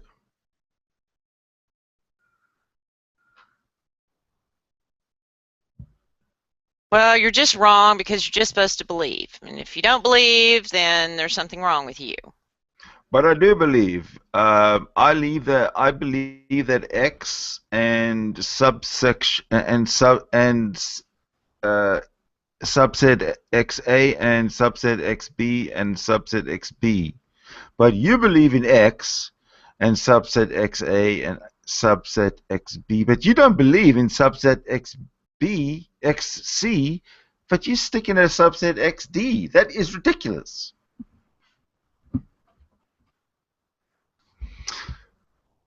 Belief is stupid.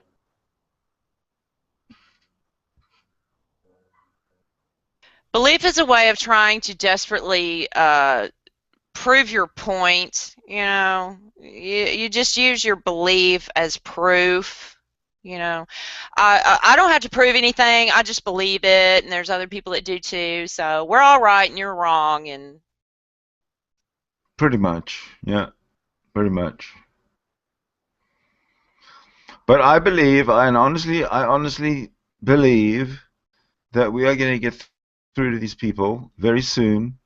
And I look at Christianity. I look at religion, at the dominance of religion over society, over societies, which it's just incredible. I look at it as the Berlin Wall, and we're chopping at it, and it's gonna come down eventually. Little chunks are coming off already. So good work, atheists and skeptics and the like.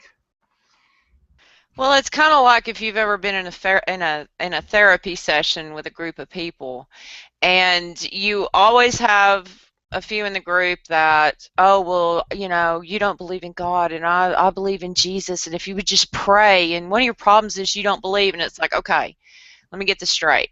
You believe in a God, you believe God loves you, you pray that you get well, you're asking God to help you, but you're still in the group. I'm sorry, I'm missing something. You know what I'm saying? If God is so great, why are you here? Why are your prayers not getting answered? But He loves you, right? But you're still here. I'm sorry, I'm missing something. They don't ever like that. They never like that question. Of course not.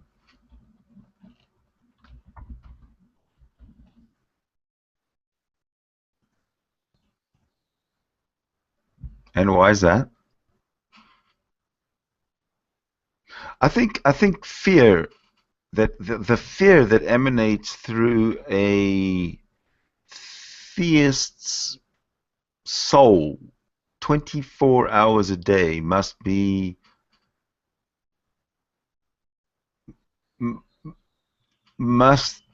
the most difficult thing to have to handle and to come to terms with. Well, that and a basic fear of death. I mean, that's another thing I don't understand. If you believe that when you die, you're going to go to this paradise, why are you so afraid to die? I mean, I'm not saying go off yourself, but I'm just saying, why are you so scared of death? People that I've been around that are dying, the ones that are the most afraid are the Christians. The Christian people that I've known. And I'm like, well, why are you so afraid? If you believe God loves you, then why don't you just let go? I mean, why are you so scared? I'm not scared. Look, you don't even have to ask them. It's quite obvious. God is imaginary. They know it. They've always known it. Now it's like, it's time to find out, and you know exactly that you're going to find out that death is death. That's why. Exactly. I mean, I'm not afraid of death itself. Now, there's some messed up ways to die. I'm not saying I'm not afraid of that, but, I don't want to be crushed. I don't want to burn to death. That's horrible. Yeah, give me a huge double coronary. That'll do me fine. Kill me on the spot or whatever. Then I'm good. But, Exactly. slow, painful, no. No, thank you. Hey, why is everybody leaving? And you see, Duncan's draws a crowd. That's the thing. Duncan Dawkins, you should get an agent to book you.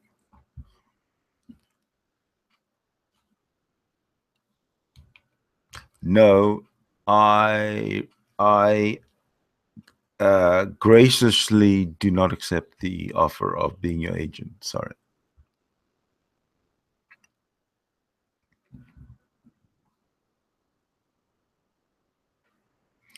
So tell me something. I have another chat hangout planned to talk about why women are so cruel with their little babies. I just can't understand it. Cruel. And I need someone to explain that to. In fact, I'd like to have a discussion about it. But not necessarily in this hangout, but at some point. I wonder that myself, because most states here, they have safe havens.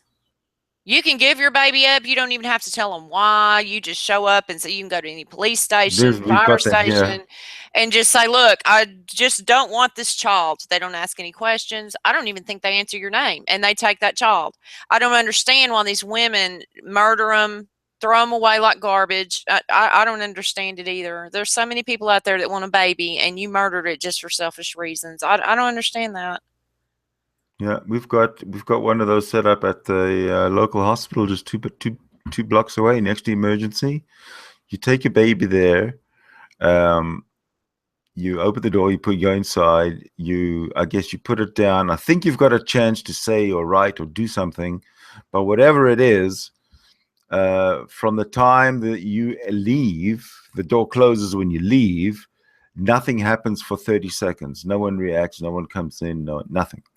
30 seconds later, somebody will come in and get the baby and whatever. But they're not going to chase you. You can just, that's it. That's all. You've done your duty. Your obligation is fulfilled.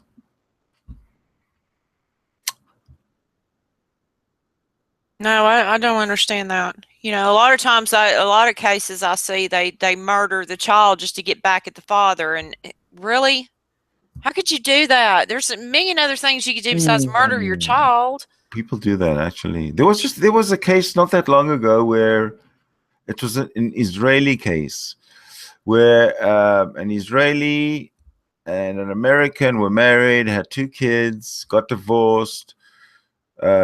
She had some issues with him and violence. She divorced him. She moved back to America with the 2 kids.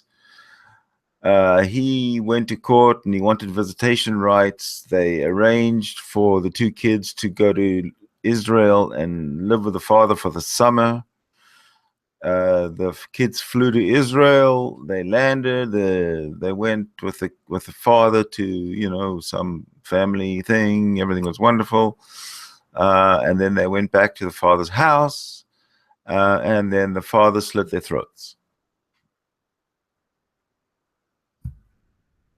And the father got life in jail, just so you know. Now, who is sentencing these poor kids to that kind of a death? I mean, the father knows that he's going to kill these kids because he's a fucking idiot, because he's psycho, he's got some issues. They are known about him, but they know that he has violence issues. And it's like the state, it's like governments push the children to their deaths. It's like, go. Because it's all about money. It's horrible, isn't it? It is. It's all about money. Everything's all about money. We don't have the funds to do this, and, you know, it's cruel to do that. You know, I'm not saying that orphanages were the greatest thing on earth, but at least they had somewhere where they would be safe. You know, they wouldn't have to go back to an abusive parent or go back to horrible living conditions or, you know, but we've done away with all that. Just like insane asylums, they don't have the kind of asylums that they used to have in this country because there's no funding for it. They just let them out on the street. Oh, okay. I think there's a misunderstanding. Dee says that she thought that I asked why are women cruel to their children? Well, no, I didn't. I asked, why are women so cruel to their babies? That's what I asked. The reference, of course, was there's two sides to the cruelty. There's the abortion side, and then there's the circumcision side. Okay, these are the two sides we're considering. The abortion side we've just spoken about. Really, either you don't get pregnant. If you do get pregnant, have your baby, leave it at the anonymous baby leaving place. It's fairly simple. There's no reason why you shouldn't do that, right? Well, there's any number of reasons why they do it. They didn't want that baby in the first place, or you know. I understand that, but they could have their baby. They could leave the baby. They could walk away, get on with their lives, suffer lifelong trauma, whatever it is. They can. The baby is fine. The baby's untouched. The baby, you know, what happens to the baby happens to the baby, right? Well, it's kind of the same reason people abuse animals, because it's easy, because they can't fight back. Babies the same way. If you get mad at the daddy, you take it out on the baby. That's cruel. That's horrible. I don't understand it. But what if the daddy says, and he's a very nice daddy, what if the daddy says, "Oh, our baby's like a week old now. Give the baby to me. I want to snip a little bit of skin off his penis, off the end of his penis. Give me the baby, honey." I maintain and I claim that when the woman gives the baby for that purpose, I say that's cruelty. I think she's gone out of her mind. I really do. How can that be in any way rational or logical to give your baby up and have its foreskin snipped? You know, give your baby up and have an earlobe snipped. You know, why not? You know, superfluous skin, which is the claim, I would imagine, is superfluous skin. Why does it have to be the penis? Why can't it be the earlobe, which won't have traumatic consequences for anybody ever? Because God doesn't like foreskin. That's the fucking problem. That's why we know for 100% sure that ancient, uneducated males wrote this fucking stupid book of rules, which, because they are so impossible to understand and to follow, and because people are so stupid, they think that something that's impossible to understand and follow must be divine or like way above them, and therefore, you know, almost impossible to understand how it could be written, because they could never have written it themselves. Well, it's sin to even question it, so you're doomed to fail anyway. You're sinning because you're questioning why, you know, God just doesn't like an uncircumcised penis. So you're not supposed to question it. You're just supposed to go and take that baby without anesthetic and cut the foreskin off because God wants you to. That is what I find to be a trait in women that is extremely cruel.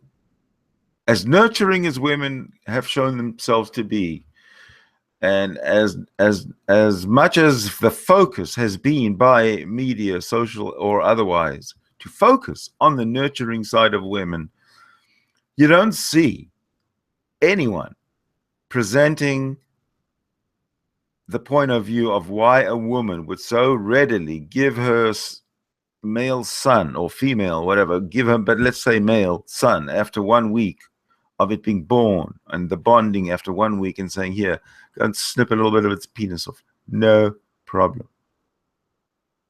Well, they also they use the reasoning that, well, the baby won't remember it.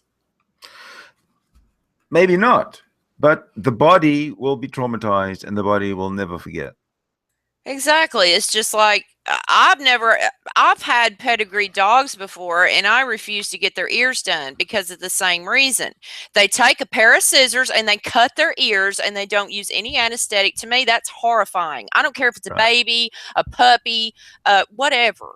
No, you're not doing that. That's horrible. It's ridiculous on top of that, but it's horrible. No, I would never do that, especially to a baby. You're going to do what? No. Exactly. And if you were a mother and you had a baby, and your husband, your community, your spiritual advisor, your rabbi, whatever, came to you and says, we've got a whole ceremony set up, so bring cake and come and watch your little baby's penis get mutilated. And it gets accepted and celebrated by the most educated and respectful people in the world. And it's not questioned, ever. Never. I mean, and let me stress the fact, too, that they do not use anesthetic. To me, that's disgusting. I don't give a damn what that book says. No, you're not doing that. Hell no. No, it's stupid. There's no reasoning for it other than a religious belief that you do that to your children anyway. No. Absolutely no. So how are we going to start? How are we going to enforce this this ban? How are we going? Actually, we shouldn't even ban it. What you do is you make mothers. You bring awareness to mothers. And, slap them around, wake up, woman. Don't give your son away for a circumcision. Don't be ridiculous. It's not going to hurt your son if he makes up his mind to have a circumcision, in 14, 15, 16, 17, 18 years' time. Doesn't make a difference. Really, it doesn't. Fuck. And that's what I find some kind of a little bit hypocritical between the women's a woman's right and a woman's claim to the right to have strict control over her own body. It's a social justice issue, and we all say yes, you should have total control of your own body. But then a woman will give birth to a male, let's say, and a week later she'll give the son over to somebody to allow a circumcision to happen without the consent of that baby, which totally contradicts and goes against the original message of, I have total control over my body. But as soon as a male is born, they go and they snip its penis and they take away that right to total control of its body. How do you figure that makes sense? Well, I was raised in a Christian home like that, and the way they use the age of accountability as a reason. See, when you're a child and you grow up in that home, you don't have any rights for all intents and purposes, because you do what your parents say, and even if it goes against what you personally believe in, oh no, as long as you live in this house, you're going to go by our rules. And I understand that to a point. But when it breaks down even as simple as, why would you do that to your child? Why would you circumcise your child?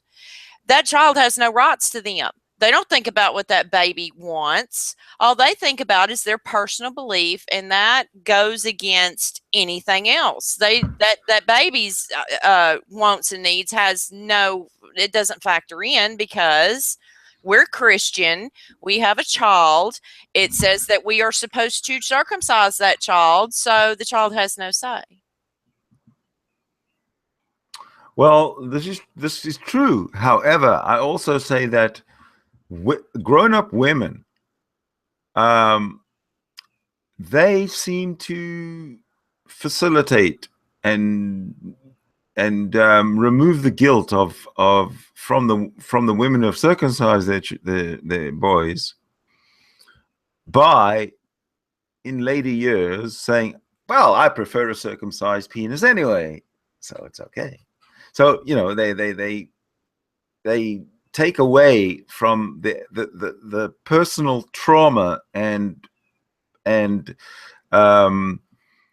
bashing of a human right, eliminating a human right from almost the very moment they were born, 8 days later. And the Jewish religion does that pretty as a matter of tradition with their male babies. That's the power of indoctrination. I'm trying to understand that from a human view, from an anthropological view, from a sociological. I just don't understand that power, because to me it's not a power. To me it's a problem. I know, and see, I look at it that way too. But when you are, there are people who, I guess maybe they're just born like I was, to question everything, to stand up, even if the whole crowd says this is the way it is, I'm the one in the crowd going to, wait a minute. I am not going to go along with this just because everybody else is. There's followers and then there's leaders. I don't give a damn if I'm the one atheist in a group of 50 people. If I'm not going along with it, I'm not going along with it. Y'all can do what y'all want to do. But as for me and the way I am, no, I'm not doing it. I'm not going along with it. I don't agree with it. You can make fun of me. You can ostracize me all you want to, but I'm not buying into it. Mm-hmm. Not everybody can do that, especially when you're raised in a home like that, to even question whether or not you should do it. You see what I'm saying? It's that guilt factor too. Totally. A lot of it's you're guilted into it. Well, what's wrong with you? We didn't raise you to be like that. They guilt you into thinking that there's something wrong with you because you don't go along with the rest of the group. That is correct. And you don't want to piss people off by not going along with the rest of the group now, do you? Oh no, we can't have that. No, just don't rock the boat. Just don't stand out. And from a personal experience, maybe I was naive, whatever, but I'm going to share this little story. Do you know the first time I ever saw an uncircumcised penis, I had no idea that it wasn't circumcised. If he hadn't have told me, I wouldn't even have really noticed. And I was like, well, what is the big deal? To me, it doesn't bother me. I didn't look at it and go, "Hey, gross." No, it was a penis. Am I supposed to be gross by it? Because I'm not. It's not a big deal to me. And like I say, when I first saw one, okay, you're not circumcised. And he was like, do you know how many girlfriends I've lost in the past because they were taught that there was something wrong with an uncircumcised penis? And I didn't understand that. I was like, why? It doesn't bother me. I don't understand why anyone would break up with you just because of that. I just lost my case. No. What I'm saying is, though, you have to be taught that that's not right. You have to be, because if you don't have that bias ingrained in you, you see an uncircumcised penis and you're thinking, what's the big deal? You try to see what I'm trying to say? No, I'm actually very confused. Okay, I grew up in a Christian home to where boys were supposed to be circumcised. Okay? I thought Christian homes, they're not supposed to be circumcised. No, Southern Baptists, they circumcise their kid. They're circumcised before they even leave the hospital. Okay. Well, so they do it at the hospital by doctors. Yes. Okay, well, I'm not saying I condone that, but I definitely condone the procedure. I mean, just what I'm trying to say is, though, if you are taught that that's, what it's supposed to look like, then you have a bias toward it. But if you don't have any kind of bias toward it and you actually see one and you're not taught that there's something wrong with that, it doesn't make any difference to you. See what I'm trying to say? Yes, I do. But I'm talking from the point of view of an adult with a point of view. Unfortunately, I don't know why I was born male and not female, but thank God I was born male. But the point is, I don't have the experience, never will have the experience of being a mother that gives her baby over for circumcision after 8 days, or as a very young baby, willingly. And I mean, no guilt. To me, it's ridiculous, and it makes no sense to me. So no, I would never do that, because, like I say, it has no bearing to me. I mean, so you're not circumcised, okay? Yeah, and that's what I'm saying. I would never do that because it's an unnecessary procedure to begin with. So did this guy explain why he would lose his girlfriends because of the uncircumcised penis? Like, what was the reason behind the because? Because the way he explained it to me was it's like there was something wrong with it because it wasn't circumcised. Okay, but what was it that was wrong with it? Like, specifically, like, what is the specific? I guess it was the religious bias. So that was it. Was the religious bias? Yeah, I mean, that's the way he explained it to me. Now, religion poisons everything. Does it make sense now? Circumcision makes absolutely no sense to me. It really doesn't. Look, putting a one of those little rings through your clit as a woman makes no sense to me. But women do it. And I'd never do it. Right, but women do it. Women do it, and nobody's going to stop them. Having cosmetic surgery, having your foreskin tampered with by a plastic surgeon when you're an adult, go for it. I have no problem with that. But from the very get-go, taking away a child's right to choose, taking away the choice of a child's right to choose when they reach an age where they can make choices, I find that cruel, and I find that absolutely hypocritical in the face of the fight for the pro-life fight. How women can choose for their own bodies, but how they can choose for the freedom of their own bodies, but they make an absolutely totally opposite choice once they've had that baby, for which they've chosen to have one or whatever. Once there is a baby, then they make a choice for the baby, which immediately removes a basic human right. Well, to me, I equate that with your child being property and not a person. If I believe that this is the way it should be, then you're my kid and I tell you what to do, and in this house we get circumcision. You know what I'm saying? It's like you're treating them as property. Hey, that reminds me. Could it have been possible that back in the old days of the Roman days, when people had slaves, how they mark sheep, they brand them? Wouldn't it have been possible for a slave owner to mark his slaves by having them circumcised and knowing that's my slave because he's circumcised, whatever? That being a reason, not necessarily religious, but a bizarre reason for sure, but hey, they do it now anyway. Well, depending on what your job, I mean, depending on what kind of slave you were, they also had eunuchs. If you had a certain place in the household, they castrated you. So a baby's no different than a slave, really.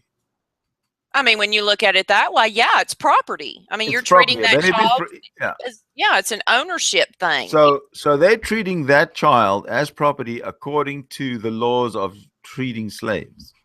That's the way I look at it. I mean, you know, you're my property. Yeah, you can beat a child to teach it lessons, make it see sense, right?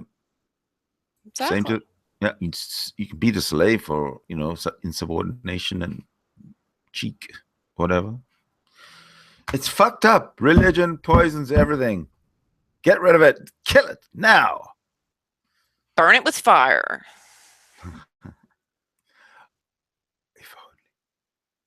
But I mean, look at it that way. I mean, that's true. It's an ownership type situation. This is my property. This is my child, and I say that it's going to be circumcised because I have control over every aspect of this child. I own it. It's not a person. It's a possession. It's chattel. In a way, you can't really barter it away, but you could certainly chisel away at it if you like.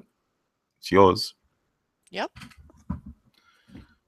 And therefore slavery is okay too. Surely, if you can do it today with little babies, what's wrong with doing it 5,000 years ago with little babies, children, adults, everybody? Huh?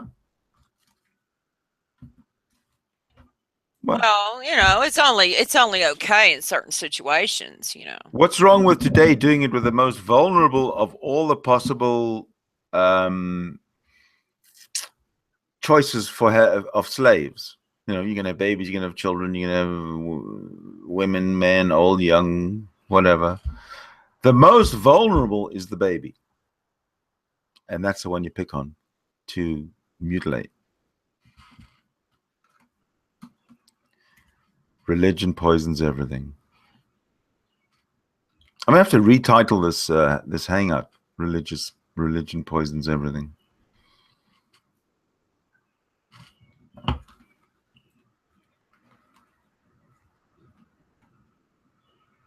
I always like the excuse that it's okay for me to do it because God says it okay, but not for you. I really enjoy that too. Yeah, my God is correct. You know what my God says is correct, so therefore you should do it. And your God, though, yours is false, fake. And you deserve everything bad that happens to you because you won't believe in God. Yeah. So no matter what you believe, if you don't believe in my God exactly the same way I do, you are going to hell. Yep, where you will burn forever. Think about that, and then until you repent. Yeah. I'm sending you to Satan until you repent. Unless you repent. God loves you, but he'll burn your ass. Oh, yeah, I forgot about that. Oh, my goodness. Anyway, Ravens. It's been 2 hours now that we've been running, and I'd like to keep these hangouts to around about the 2 hour mark. We have choices. We can either end the hangout and call it a day. We can end our hangout and just start another live one going for another 2 hours. You can tell me to fuck off. You can tell me you want to elope with me. What do you want to do? Oh, we'll take a break, and if you start one later, I might drop in. Okay, cool. Thank you very much for coming to this one. I really, really, really appreciated your input today. Well, thanks for the invite. You have a good day. You too. Bye. Bye-bye. And everybody out there, thank you for watching. Stay secular, because it's the only way. It's the only way to keep your sanity. Secular, sane,